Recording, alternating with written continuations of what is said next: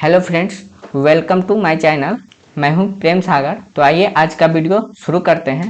तो आज हम सीखेंगे एमएस वर्ड में शॉर्टकट की के बारे में। तो ये आपका पर्पस है, क्या दिया आपका शॉर्टकट की है।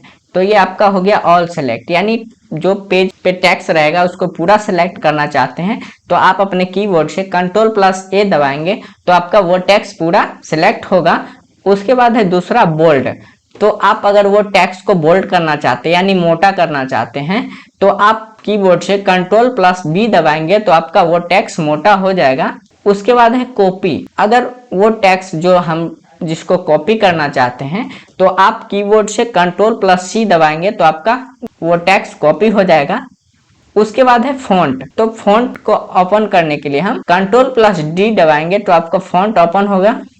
उसके बाद है ये सेंटर अलाइनमेंट। तो आप जो टेक्स्ट को सेंटर में करना चाहते हैं आप उसको Ctrl+E दबाएंगे सेलेक्ट करके तो आपका वो सेंटर में आ जाएगा टेक्स्ट। उसके बाद है फाइंड। तो आप अगर कोई चीज को फाइंड करना चाहते, कोई टेक्स्ट को फाइंड करना चाहते तो आप कीबोर्ड से Ctrl+F दबाएंगे तो आपका फाइंड मेन्यू ओपन हो जाएगा। उसके बाद है गो टू। तो गो टू का यूज करते हैं हम अगर किसी लाइन पे आपको जाना है तो गो टू का यूज करते हैं। तो उसके लिए हम कीबोर्ड से Ctrl+G दबाएंगे तो आपका गो टू का मेन्यू ओपन होगा। उसके बाद है रिप्लेस। तो रिप्लेस अगर करना चाहते हैं, जैसे फाइंड करके रिप्लेस करते हैं तो उसके लिए हम कीबोर्ड से Ctrl+H दबाएंगे तो आपका रिप्लेस का मेन्यू ओपन हो जाएगा। उसके बाद है इटैलिक। अगर टेक्स्ट को इटैलिक करना चाहते हैं यानी तिरछा करना चाहते हैं तो अपने कीबोर्ड से Ctrl+I दबाएंगे तो आपका वो टेक्स्ट इटैलिक हो जाएगा यानी तिरछा हो जाएगा, जिस टेक्स्ट को आप सिलेक्ट करके इटैलिक करना चाहते हैं। उसके बाद है जस्टिफाई अलाइनमेंट। तो जस्टिफाई अलाइनमेंट करने के लिए आप कीबोर्ड से Ctrl+J करेंगे तो आपका वो जस्टिफाई हो जाएगा। जैसे हम पैराग्राफ को लिख रखे हैं, उसके बाद अगर पैराग्राफ जो है आपका शुरू में मतलब एक बराबर है, उसके बाद दूसरा साइड जो है कुछ टेक्स्ट जैसे ये छोटा है, उसके बाद ये आपका इस साइड छोटा है, उसके बाद ये फिर बड़ा है, तो इसको जस्टिफाई यानी टेक्स्ट को बराबर करने के लिए हम जस्टिफाई करते हैं। तो उसके लिए उसको सेलेक्ट करके उसके बाद कीबोर्ड से Ctrl+J करेंगे तो आपका वो टेक्स्ट जस्टिफाई हो जाएगा यानी सेंटर में हो जाएगा। उसके बाद है हाइपरलिंक। तो हम टेक्स्ट में अगर हाइपरलिंक लगाना चाहते हैं तो उसके लिए Ctrl+K करेंगे तो आपका जो है हाइपरलिंक का मेन्यू ओपन हो जाएगा।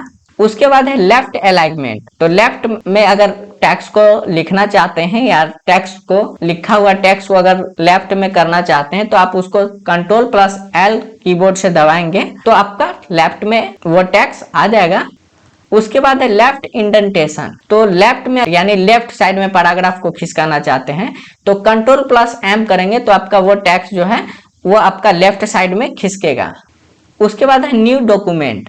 तो नया डॉक्यूमेंट यानी नया पेज हम लेने के लिए कीबोर्ड से Ctrl+N दबाएंगे तो आपका नया पेज आएगा स्क्रीन पे।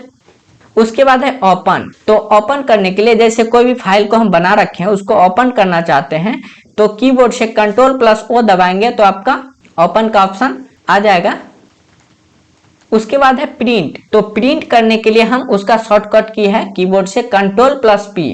अगर कोई टेक्स्ट को प्रिंट करना चाहते हैं तो आप Ctrl+P दबाएंगे कीबोर्ड से तो आपका प्रिंट का मेन्यू ओपन हो जाएगा। उसके बाद वहां से आप सेटअप कर सकते हैं, उसके बाद इसको प्रिंट कर सकते हैं। उसके बाद है रिमूव इंडेंटेशन। अगर इंडेंटेशन को रिमूव करना चाहते हैं तो आप Ctrl+Q दबाएंगे कीबोर्ड से तो आपका वो इंडेंटेशन रिमूव हो जाएगा। उसके बाद है राइट अलाइनमेंट। तो राइट अलाइनमेंट का यूज करना चाहते हैं आप जैसे राइट साइड से लिखने के लिए तो आप Ctrl+R टाइप करेंगे कीबोर्ड से सेलेक्ट करके तो आपका वो राइट साइड में अलाइनमेंट लग जाएगा। उसके बाद है सेव। तो कोई डॉक्यूमेंट को बना के उसके बाद सेव करना चाहते हैं तो Ctrl+S दबाएंगे तो आपका सेव करने का मेन्यू ओपन हो जाएगा। उसके बाद वहां से आप उसको सेव कर सकते हैं। उसके बाद है हैंगिंग इंडेंटेशन। तो हैंगिंग इंडेंटेशन अगर लगाना चाहते हैं तो Ctrl+T दबाएंगे तो आपका हैंगिंग इंडेंटेशन हो जाएगा। उसके बाद है अंडरलाइन। अगर कोई टेक्स्ट में हम अंडरलाइन लगाते हैं, जैसे नीचे से अंडरलाइन लगा देते हैं, तो उसके लिए हम पहले जो टेक्स्ट में अंडरलाइन लगाएंगे उसको सेलेक्ट करेंगे, उसके बाद Ctrl+U दबाएंगे तो आपका अंडरलाइन लग जाएगा वो टेक्स्ट में। उसके बाद है पेस्ट। तो अगर कोई टैक्स को हम कॉपी किए हैं या कट किए हैं तो उसको अगर पेस्ट करना चाहते हैं तो कीबोर्ड से Ctrl+V दबाएंगे तो वो पेस्ट हो जाएगा टैक्स। उसके बाद है क्लोज द डॉक्यूमेंट। अगर डॉक्यूमेंट को क्लोज करना चाहते हैं यानी बंद करना चाहते हैं तो Ctrl+W दबाएंगे तो आपका वो डॉक्यूमेंट क्लोज हो जाएगा यानी बंद हो जाएगा। उसके बाद है कट। तो कट करने के लिए जैसे कोई भी टैक्स जैसे ये हम लिख रखे हैं इसको कट करके हम अलग पेस्ट करेंगे, यानी ये टैक्स यहाँ नहीं रहना चाहिए, अलग जगह रहेगा। तो इसको हम कट करेंगे तो इसको सेलेक्ट करके उसके बाद Ctrl+X दबाएंगे तो आपका वो टैक्स जो है कट हो जाएगा। उसके बाद है रेडू। तो रेडू मतलब एक स्टेप पीछे जाने के लिए, जैसे कोई भी टैक्स हम लिख रखे हैं उसको अगर हम डिलीट करके उसके बाद एक स्टेप फिर हम आगे जा रहे हैं तो हम Ctrl+Y करेंगे। जैसे एक स्टेप आगे जाने के लिए हम Ctrl+Y करेंगे। उसके बाद है अंडू। जैसे कोई टैक्स हम लिख रखे हैं उसको अगर डिलीट कर दिए उसको फिर से हमको बैक करके लाना है। तो जैसे अगर हम कोई टैक्स लिखे हैं जैसे ये अंडू है, इसको हम डिलीट कर दिए तो डिलीट कर दिए तो उसको अगर हमको लाना है तो Ctrl+Z करेंगे तो आपका वो टैक्स आ जाएगा। उसके बाद है सुपर स्क्रिप्ट। तो सुपर स्क्रिप्ट करने के लिए जो टैक्स को सुपर स्क्रिप्ट करेंगे वो टैक्स को सेलेक्ट करेंगे। उसके बाद कीबोर्ड से Ctrl+Shift+ दबाएंगे तो आपका वो टैक्स सुपर स्क्रिप्ट में चेंज हो जाएगा। उसके बाद है सब स्क्रिप्ट। तो सब स्क्रिप्ट जो टैक्स को आप करना चाहते हैं वो टैक्स को सेलेक्ट करेंगे। उसके बाद कीबोर्ड से Ctrl+= दबाएंगे तो आपका वो टैक्स जो है सब स्क्रिप्ट में चेंज हो जाएगा। उसके बाद है रिबन शो एंड हाइड।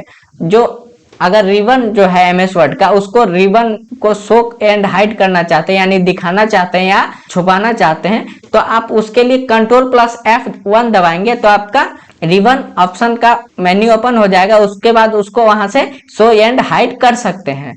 उसके बाद है चेंज सेंटेंस केस। तो चेंज सेंटेंस केस का ऑप्शन अगर ओपन करना है तो उसके लिए Shift+F3 दबाएंगे तो आपका चेंज सेंटेंस केस का मेन्यू ओपन हो जाएगा। उसके बाद वहां से आप उसको टैक्स को चेंज कर सकते हैं।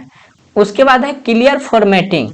तो क्लियर फॉर्मेटिंग का मेन्यू ओपन करने के लिए Ctrl+S दबाएंगे तो आपका क्लियर फॉर्मेटिंग का ऑप्शन ओपन हो जाएगा। उसके बाद वहां से आप क्लियर फॉर्मेटिंग का यूज कर सकते हैं। तो इस वीडियो में इतना ही, बाकी के सीखेंगे नेक्स्ट वीडियो में। अभी तक आपने मेरे चैनल को सब्सक्राइब नहीं किए हैं तो मेरे चैनल को सब्सक्राइब करें और बगल में बेल नोटिफिकेशन होगा उसको भी प्रेस कर ले जिससे मेरे सारे वीडियो का नोटिफिकेशन आप तक मिलता रहे।